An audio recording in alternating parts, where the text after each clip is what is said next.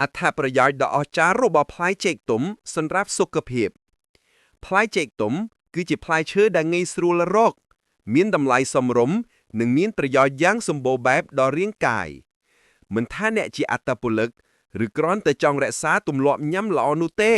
ផ្លែចេកទុំអាចផ្ដល់នូវសារធាតុចិញ្ចឹមដ៏មានតម្លៃជាច្រើន 1. ប្រភពថាមពលភ្លាមៗនិងយូរអង្វែងផ្ដល់ថាមពលភ្លាមៗចេកទុំមានផ្ទុកនូវជាតិស្ករ3ប្រភេទគឺ Sucrose, Fructose និង Glucose រួមផ្សំនឹងជាតិសរសៃជាតិស្ករទាំងនេះត្រូវបានបំផ្លាញទៅជាថាមពលយ៉ាងឆាប់រហ័សដែលជាមូលហេតុធ្វើឲ្យចេកក្លាយជាអាហារដ៏សំខាន់សម្រាប់អត្តពលិកមុននិងអំឡុងពេលហាត់ប្រាណឬប្រកួតប្រជែងទ្រទ្រង់ការហាត់ប្រាណការទទួលទានចេក2ផ្លែអាចផ្ដល់ថាមពលគ្រប់គ្រាន់សម្រាប់លេងកីឡាបានដល់ទៅ90នាទី 2. ជួយដល់សុខភាពបេះដូងនិងគ្រប់គ្រងសម្ពាធឈាម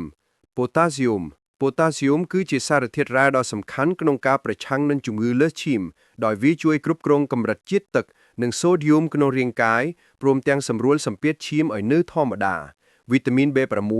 វីតាមីននេះជួយកាត់បន្ថយហានិភ័យនៃជំងឺស្រសៃឈាមបេះដូងនិងគាំទ្រដល់មុខងារប្រព័ន្ធប្រសាទ 3. ជំរុញការរំលាយអាហារនិងសុខភាពពោះវៀនជាតិសរសៃ Fiber ផ្លែចេកទុំមានផ្ទុកនូវជាតិកាសរសៃខ្ពស់រួមទាំង Pectin ដែលជាប្រភេទជាតិសរសៃរលាយក្នុងទឹកសារធាតុទាំងនេះជួយសម្រួលដល់ចលនាពោះវៀនបន្ទន់លាមកនិងទប់ស្កាត់ការទល់លាមកបានយ៉ាងមានប្រសិទ្ធភាពការពារក្រពះចេកទុំអាចជួយកាត់បន្ថយការឈឺចាប់និងការរលាកក្រពះដោយសារវាមានសភាពទន់និងជួយបង្កើតស្រទាប់ការពារនៅក្នុងក្រពះ 4. ជួយដល់អារម្មណ៍និងប្រឆាំងជំងឺធ្លាក់ទឹកចិត្ត Tryptophan ផ្លែចេកមានផ្ទុកនូវអាស៊ីតអាមីណូមួយយ៉ាងឈ្មោះថា Tryptophan ដែលរាងកាយបំផ្លាញទៅជា Serotonin Serotonin ត្រូវបានគេស្គាល់ថាជាអរម៉ូនរីករាយដែលជួយបន្ធូរអារម្មណ៍ផ្ដល់ភាពរីករាយនិងកាត់បន្ថយរោគសញ្ញានៃជំងឺធ្លាក់ទឹកចិត្តវីតាមីន B6 វីតាមីននេះជួយតម្រែតម្រង់កម្រិតជាតិស្ករក្នុងឈាមឲ្យស្មើល្អដែលមានប្រយោជន៍ដល់សុខភាពអារម្មណ៍ 5. ជំនួយដល់ការផលិតគ្រាប់ឈាមក្រហមដោយសារចេកមានផ្ទុកសារធាតុដែក Iron ខ្ពស់គ្រូពេទ្យតែងណែនាំឲ្យអ្នកជំងឺខ្វះឈាម Anemia បរិភោគផ្លែចេកដើម្បីជួយជំរុញការផលិតគ្រាប់ឈាមក្រហមវីតាមីន B6 ក៏ជួយដល់ការបង្កើតគ្រាប់ឈាមក្រហមផងដែរ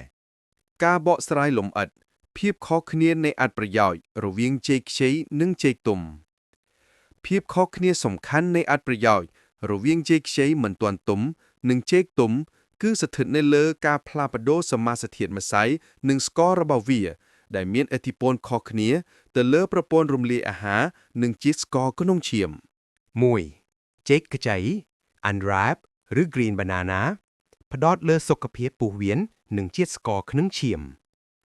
ចេកខ្ចីមានកម្រិតជាតិម្សៅខ្ពស់ Resistant Starch សារធាតុម្សៅប្រភេទនេះមិនត្រូវបានរំលាយនៅក្នុងពោះវៀនតូចនោះទេប៉ុន្តែវាទៅដល់ពោះវៀនធំហើយក្លាយជាអាហារសម្រាប់បាក់តេរីល្អៗវាជួយគ្រប់គ្រងជាតិស្ករក្នុងឈាមដោយសារម្សៅប្រភេទ Resistant Starch មិនត្រូវបានបំប្លែងទៅជាជាតិស្ករភ្លាមៗដោយស្ករធម្មតាទេវាជួយបន្ថយល្បឿននៃការស្រូបយកជាតិស្ករទៅក្នុងឈាមដែលល្អជាពិសេសសម្រាប់អ្នកមានជំងឺទឹកនោមផ្អែមឬអ្នកដែលចង់រក្សាលំនឹងជាតិស្ករក្នុងឈាម 3. បម្រើជា Prebiotic ជាតិម្សៅនេះដើរតួនាទីជា Prebiotic ចំណីអាហារសម្រាប់បាក់តេរីល្អដែលជួយបង្កើនសុខភាពពោះវៀននិងកាត់បន្ថយបញ្ហាពោះវៀនមួយចំនួន 4. ជួនរឆ្អែតបានយូរដោយសារតែមានជាតិសរសៃខ្ពស់និងរំលាយយឺតចេកខ្ចីជួយឲ្យអ្នកមានអារម្មណ៍ឆ្អែតបានយូរជាងចេកទុំដែលល្អសម្រាប់ការសម្រកទម្ងន់ 5. កែលម្អជំងឺរារੂនិងទល់លាមាកម្សៅខ្ពស់ក្នុងចេកខ្ចីអាចជួយកែលម្អជំងឺរារੂនិងទល់លាមាបាន 2. ចេកទុំផ្ដោតលើថាមពលនិងសារធាតុប្រឆាំងអុកស៊ីតកម្មនៅពេលចេកទុំជាតិម្សៅរបស់វាស្ទើរតែទាំងអស់ត្រូវបានបំលែងទៅជាជាតិស្ករធម្មជាតិ Sucrose, Fructose និង Glucose ប្រភពថាមពលរហ័សជាតិស្ករខ្ពស់ធ្វើឲ្យចេកទុំក្លាយជាប្រភពថាមពលដ៏ល្អនិងរហ័សសម្រាប់រាងកាយ វាងាយស្រួលរំលាយនិងផ្ដល់កម្លាំងភ្លាមៗដែលជាមូលហេតុធ្វើឲ្យអត្តពលិកនិយមទទួលទានវាសារធាតុប្រឆាំងអុកស៊ីតកម្មខ្ពស់